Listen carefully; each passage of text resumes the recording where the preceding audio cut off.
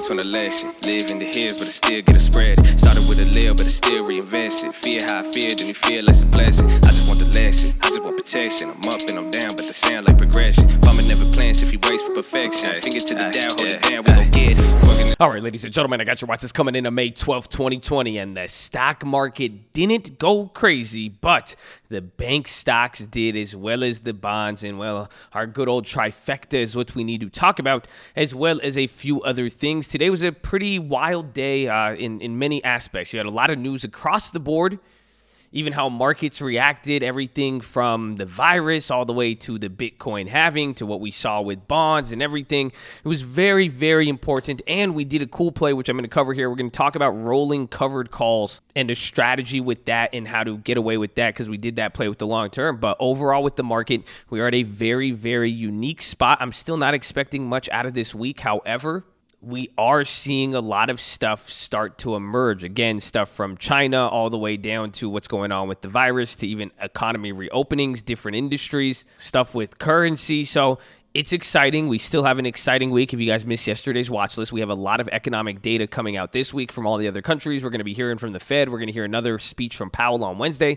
So we got a lot. And then so I got the plays for you that we're looking at tomorrow as well. I'm mainly going to be focusing on this covered call strategy, but there is a few stocks that I'm looking at, mainly earnings continuations. So a lot of the companies that have already reported, like Twilio, we've sold out of some of them. I haven't got Twilio. I'm watching those, but I'm also being very, very patient. I mean, it is summertime. So, I mean, we will talk about all this. So I hope you guys are ready. But you know what you need to do. Drop your thumbs up on the video. Make sure you're subscribed. And if you don't know, we are live Monday through Friday, 30 minutes before open. It's the first link in the description, and it's pinned in the comments.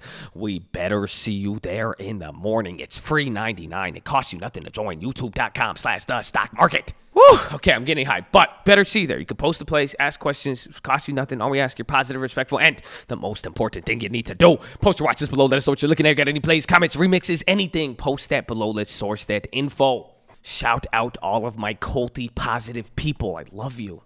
But let us get right into it. I'm not going to switch screens because I just want to show you. Here's Wells Fargo. Take a look at them. We've called this out the other day. Here's Bank of America. They look a little bit better, but you kind of see how they are. And let me throw up a daily chart on this SPY. Here is your S&P. So you could. It's kind of easy to see what's going on. Where's JP Morgan? Same thing, but especially Wells Fargo. This is important. Now let me show you TLT. This is TLT. TLT is going down. That means that bond rates are going up, or bond yields are going up. Another way that you have to really think about that, if bond yields are going up, that means people aren't buying bonds. That means demand is dropping. So pretty much you saw the bonds get beaten today, and you saw the banks beaten, and that is the first thing that we need to talk about, because today was a very, very interesting day. So across the board, all of the banks were down a few percentage points. I think Wells Fargo closed down 2%, but I think they were down like 3 and some change at some point. It was pretty big. But the stock market reacted initially. There was even this morning, kind of South Korea and Germany had bad coronavirus cases.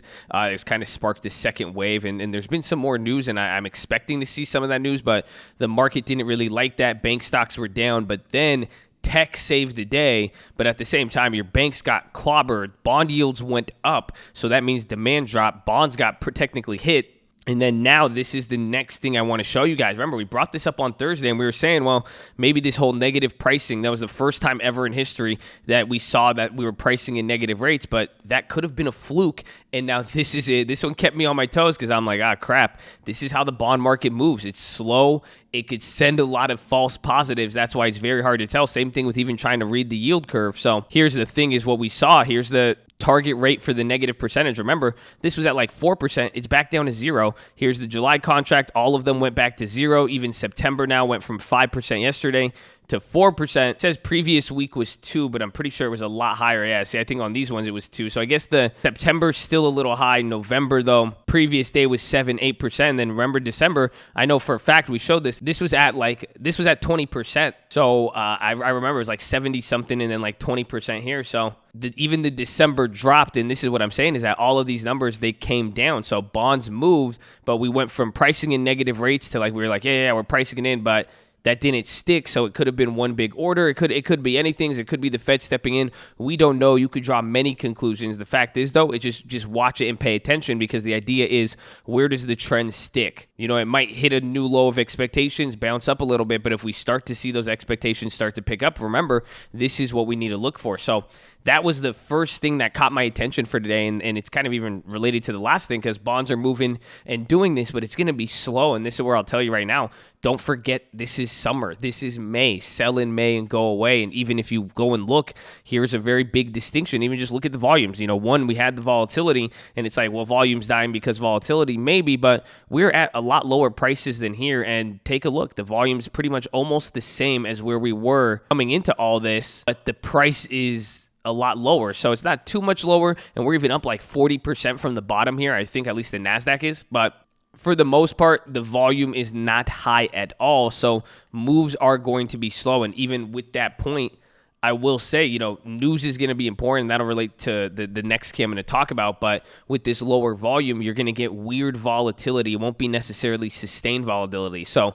what I'm saying is related to like news and stuff. Like news may come out, it may move the stock for like 30 minutes, and then it'll go back to normal because there's just literally not that much demand. There's not that much activity happening in the market. So be careful of that. But now the last piece of news, and this is where I think it'll be important, and you guys are starting to see this, and this type of environment will create marketplaces where stuff doesn't move until there's really, really big news. But get ready for the China escalation. And I don't know where I'm coming up with these timelines, because I say watch it. It's hard to pinpoint it. And what I think I'm going to do is I want to start getting ready to scale in like super, super small, get like $50, $100 positions on a few of these Chinese companies and stuff. And remember all the companies that got affected with the trade war and all that, because that escalation is coming back. You know, we got more mixed reports today, but it was coming out of the Chinese side. So they were saying that there's one from the Washington, I think, Journal or Post, and then there was one from the Global Times. So what it was saying, though, is saying that they're expecting some more hawkish people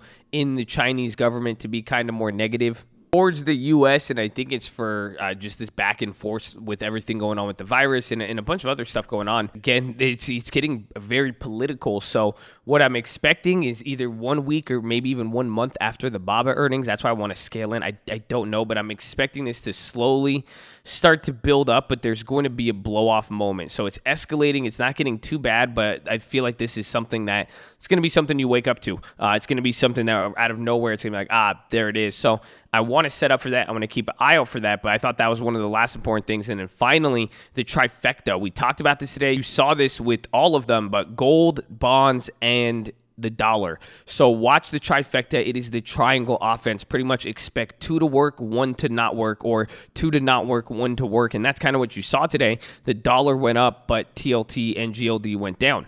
So that being said, though, I'm expecting a longer dated thing. Again, we're watching the Fed rate cut, the monitor tool. This is going to be guiding that trifecta. So I'm watching it. A lot of people are asking if I made any plays yet. No, I still have those other ones. We're down on a lot of them. On every single play, and then we have some ghetto spreaded from the last TLT. We have the May 15th expiring. But other than that, I'm waiting and trying to pinpoint the dates to when we really see the market and a lot of this data and everything move in our favor to be able to say, okay, that's a no-brainer, or we're going to get a real big policy shift. So it's a weird game of musical chairs, but keep those in mind and watch those. But that is pretty much it for that. So let us get into the plays. So right off the bat, I made 0 plays today. So as far as options, you see nothing. This is the same thing. May 8th, didn't make any options trades today. Nothing was too appealing. I wanted the AMATs from yesterday. That's what it was. But I didn't get those. They were too expensive in the morning, and it just didn't seem like the stock was really going to move. And even some of the earnings, I think tomorrow we're going to get like Container Store and a few others. I mean, I remember Container Store used to be like a $15 stock, but it's not anymore. But remember, not too many of these earnings plays. Maybe, like I said, some of the restaurants, you guys, I don't know if Cisco reported today they moved after hours, but they have earnings coming up. But a lot of biotech and medical companies. So I don't know if we're going to get too much. What I want is the continuation. So I want Twilio. They added more options to the chain like we discussed yesterday. But overall, I'm just going to be playing some of these earnings plays. We're getting ready for HD setting up in there. I like those. But I would say Twilio is the one I really want to go after. And then I do want the Wells Fargo put, but I'm waiting. So timing, like I'm saying, if I'm not expecting too much this week, if this week doesn't go crazy, I'm not going to do anything. If anything, I'm going to start looking at the Chinese stocks to start scaling in with a lot of time, but with a little bit amount of money. But as far as the other, I mean, the major play we made, here is that play that we did today. So here's the beautiful covered call strategy. So this is what I want to explain to you. We'll go over this play. We have the Snapchat, and you guys will see even as a result, we got rid of losses. The long-term portfolio, we're up 5% on it since starting this thing at the highs. I know I have to always keep saying that. I just love it. I do. I'm sorry. Get your long-term accounts. But this was the main play. I wanted to write it down just so you could understand it and get a little bit of the context. So this was a covered call. We own the shares of Snapchat. You'll see it when we get back to the portfolio. We own a little bit more than 400 shares, but bear with me. Let's just say we own 400 shares flat. So we own those 400 shares, and we bought them at $16 a share. So we agreed to sell them at $17 a share if somebody gave us $72. And at the time, Snapchat was trading at like $10 or $11. So I got somebody to give me $72 to agree to buy 400 shares of Snapchat from me at $17 a share when it was trading at 10 or 12 bucks, and I bought it at 16. So hopefully you see that is a win-win situation no matter what. So he pays me $72 up front, but I'm agreeing to sell him the shares at 17. I bought them at 16 off 400 shares. I would still make $400. So now that's exactly what happened, but Snapchat went above it. So by expiration now of that contract, I said I'd give it to him at 17, but now Snapchat is at $18. So what happened, you could go and see it in the portfolio. We've had it, but pretty much anything above now $17, we don't get anything. So we lose on the premium. So essentially, whatever would have been made above 17, you start to lose it on the contract you sold, but it went up to 18. We agreed to give it to him at 17, so we make profit all the way up until 17. So now that play wasn't closed yet, and we were down on it. So what did I do is I rolled it over now. The contract was still open, and now I was down $500 essentially, because there was both time premium on the contract and then the intrinsic value. It was $1 in the money. But think about why I was down $400. There's 400 shares. It's at $18. We make the profit 16 to 17. We make $400 because we own 400 shares, and that's a $1 difference. But now 17 to 18, whoever we sold the contract to, that's the profit they get. So that's what we were down on, plus a little bit of that time. So now what did we do? We closed that contract, and I took that $500 loss. We're down 500, so we lose 500. But now I opened another trade, and instead of expiring in a few days, I rolled the trade, and I pretty much kept it going. I did the exact same thing. I just changed the numbers, and I changed the amounts. So now in this case, I switched the trade around, and I opened another premium sell, closed out. So I bought back the contracts I agreed to sell somebody, the ones I sold to someone. I bought them back, took the $500 loss, but then now since we still own the shares, I sold 4 more contracts and collected $600. So pretty much at the end of the day, recouped the loss, and I even got a little bit extra credit, but now there's more time. So now let's go to the platform, and you will get to see it here. This is how it's going to look, and you will end up watching now. And again, the best part about all this, it is a win-win. So that's the Snapchat in the small account. Here's the big account. So there's the 400 shares, and then there you go. That was the old play. You see that we were -4 on it, but then now, since we bought them back, we don't owe them, and that's what we did here. You could see we were -4. You see +1 to close. We closed out the May 15th $17 call, so I bought them now. Take a look here. You could just see the difference. What was going on? I bought them back, so I'm down on them. We sold them for a lot cheaper, but now to buy them back, I had to pay $133 to close the right. But then right at the same time, I opened up the October trade. So now I just pushed everything back. And instead of now selling a $17 call, I sold a $21 call. And instead of being for May, it's now for October. So this is the only downside, is that now this trade takes more time, because now come May 15th, by Friday, Snapchat fell below 17. These contracts would have expired worthless, and I would have got to keep that full premium. But now in this case, since it's October, I'll still make money if that happened, but I wouldn't make as much. So now I pretty much granted the rights to my shares all the way up till October, but now I have more of a buffer room. So now essentially I was capped out at 17, the stock's at 18. I wasn't making anything, but now by doing this play, I still got credit. I still made 32 cents per contract times 4. So I made $120 extra of profit, additional premium collected, and then I got $5 extra. So $5 extra on 400 shares, that's an additional $2,000. So before I got $70 to cap my gain at 400, but now I just did the same exact trade, and now I just got paid $120 plus the other $500 loss I was down. It made up for that, and now I have upside of $2,000 on the share. But again, the ultimate thing about this whole play is it's still a win-win. This is a covered call. Covered call is when you own the shares. And maybe I should have started with that. That's the whole point, is that since we own the shares, well, yeah, we did say that in the writing. This is what makes it a covered call. You could agree to sell somebody those shares. You short the contract, and you're pretty much giving them the right to buy your shares. But again, it's a win-win, just like in the beginning. We bought the shares at 16. So now in this case, I've agreed, somebody paid me $638 total. We see from here 120 is net profit because the rest was what we had to make up for covering the loss. But it's a $21 call. So that means we would have to sell our Snapchat shares by October 20th. If it's above 21, we'd have to give them our 400 shares at $21 a share, but that would guarantee us a $2,000 profit. Even better now, though, let's say that happened and we're in the same situation come October, we might be able to do the same thing, assuming that the premiums are high enough. The only way, and we talked about this, you can lose, because essentially now, if we were in a situation where my premium costed $1.33 and I couldn't really get $1.60 for a higher strike price, or maybe it would have been the same price, then you can't do that. And it's kind of like rolling over credit spreads. Eventually, let's say we wait till October and I'm losing on this trade again, what's likely mostly going to happen is I'll be able to roll it over one more time, but then this time I won't make $120. I'll just be able to roll it over, get a higher price in more time. So hopefully it falls out the money and expires worthless. I'll just be able to make up the money that we've already lost, but I won't get any additional credit, or you might lose a little bit. So there is still some risk to it, but by knowing how to roll over out of these plays, I was able to pretty much do a covered call, hold it for a month, and when it was all said and done, coming to the expiration, I was able to pretty much finesse my way out of it, get more money, give myself more upside, and in a weird way, take less risk. So I'm cool with it. I like it. I'm still now looking at some other plays, but that was the covered call plays. And I am going to be looking at Snapchat. We did make a deposit, and hopefully you guys see in the long terms, I'm sitting on a bunch of cash. We made deposits this week so far, or this month, but I haven't used them yet. So I'm just being really, really patient until I see something. And again, we can't even take 1 month off. I mean, again, the idea is to get the money in the account, but if you're not seeing an opportunity to really maximize it, don't do it. But that being said, I do want Snapchat, and that's what I'm pretty much waiting for, is when Snapchat starts to go down, I might even start to sell puts with that premium once the put premium increases. But the idea is I still want more Snapchat, and I talked about it today, Abivai. I wish I got it. Damn, bro, they just keep going up. Man, I would have even made 2% on them today. That's crazy.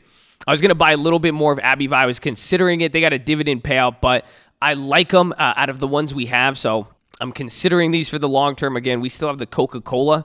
I could even consider getting a little bit more of them too, since they're kind of at the same price, but we will see. But as far as everything else, watch HD, watch all the tech stocks. Again, Microsoft back at all-time highs. Watch Facebook and Apple, and then Tesla. I really like Tesla. They actually took that news of reopening despite it being illegal. They took it very, very positive. So we're in that play both ways. I think it's down. Because remember, last time the calls were up, but then the puts were down. Now we're only up 260 on the calls, but now you're down 400 on the puts. So you're down about $200 on the $2,200 investment. So 10% on the strangle.